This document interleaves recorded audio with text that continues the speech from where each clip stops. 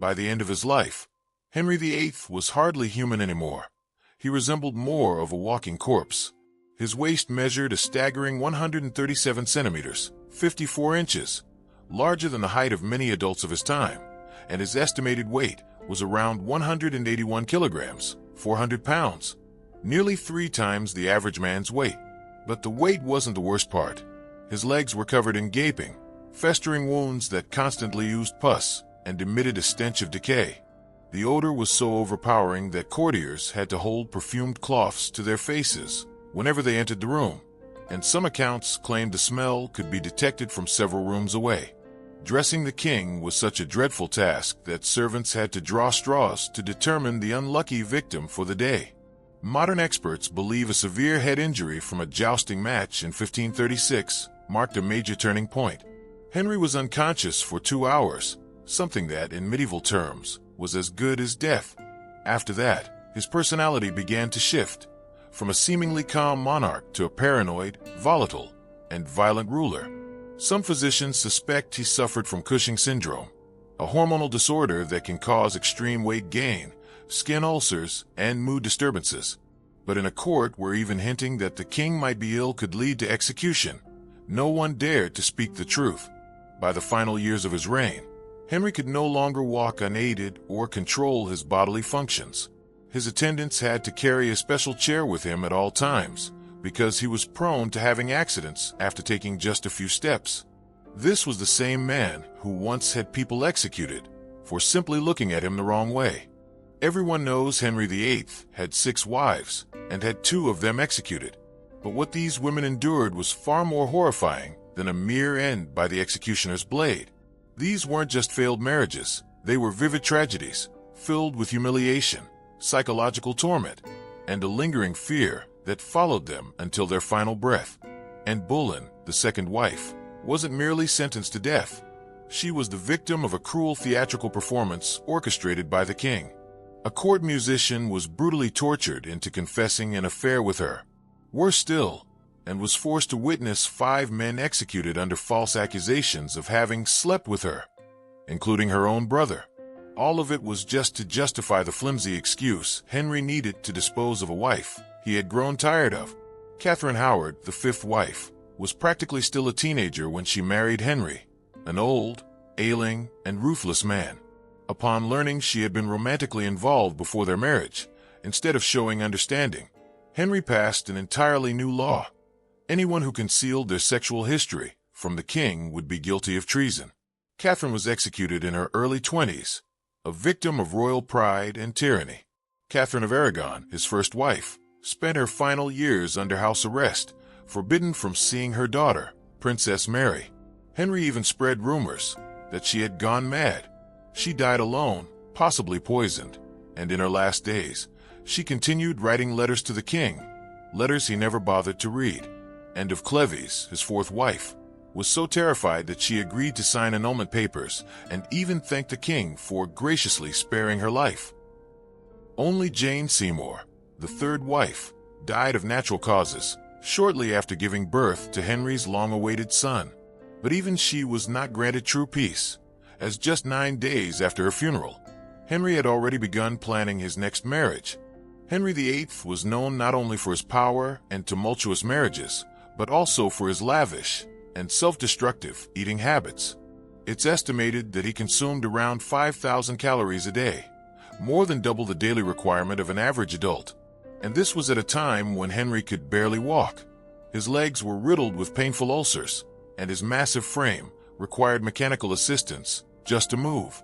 Yet he ate as if preparing for battle. A typical meal for Henry was far more than dinner. It was a miniature feast. A whole roasted pig, several elaborately prepared chickens, rare fish, piles of white bread, and an endless flow of wine and ale, enough liquid to sink a small boat if poured into a lake. Each day, the royal kitchens were tasked with preparing up to 800 different dishes just for the king. The rest of the court was, essentially, an afterthought. Henry even believed that certain foods had supernatural properties. He ate swan to become more graceful, venison to enhance his hunting prowess, and oysters to be stronger in the bedroom. Every dish underwent a strict testing process, A taster would sample it first, then wait 30 minutes to see if anyone collapsed before the king would take a single bite. The king had utter disdain for humble foods. He banned ingredients like turnips, beans, and barley from his table, declaring them peasant food, unworthy of a monarch. Ironically, those very foods, high in fiber, low in fat and sugar, might have been exactly what he needed to combat the mounting health issues that plagued him. His unchecked diet was more than just a symbol of Tudor extravagance. It revealed the dangerous extent of his superstition, his detachment from reality, and his growing inability to control both his body and his mind. In the final years of his life, Henry VIII was no longer just a powerful king. He had become the embodiment of extreme paranoia. He trusted no one, not even his own daughters, and this deep-seated fear turned England into a nation ruled by terror. Henry slept with a loaded crossbow beside his bed, a dagger hidden under his pillow, and an armed guard stationed inside his bedroom every night. His palaces were designed like fortresses, ready for any assassination attempt. Secret tunnels were built for quick escape, and spy holes and listening devices were installed even in council chambers, once considered the safest places in the realm.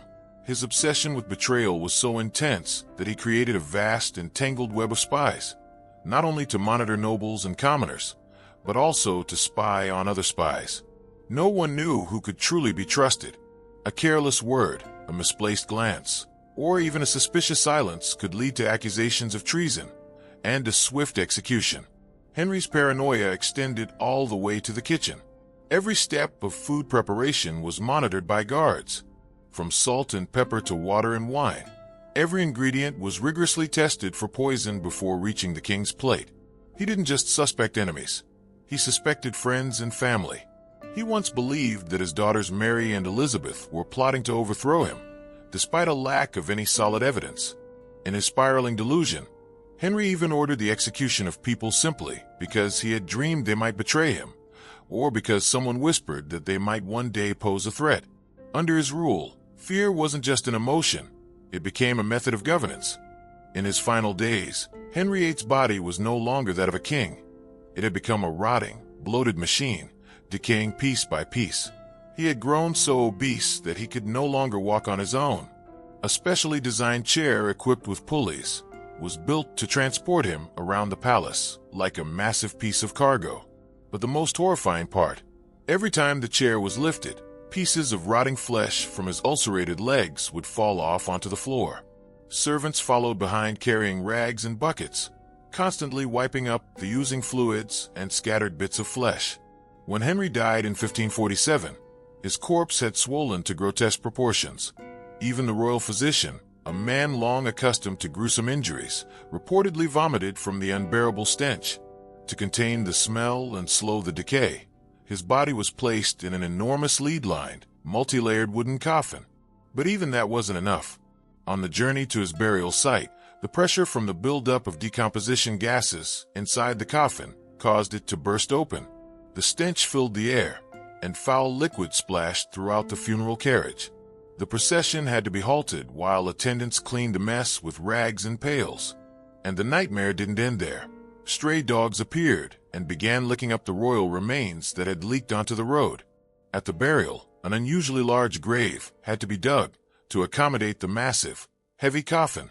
But even then, the soil kept collapsing under the weight.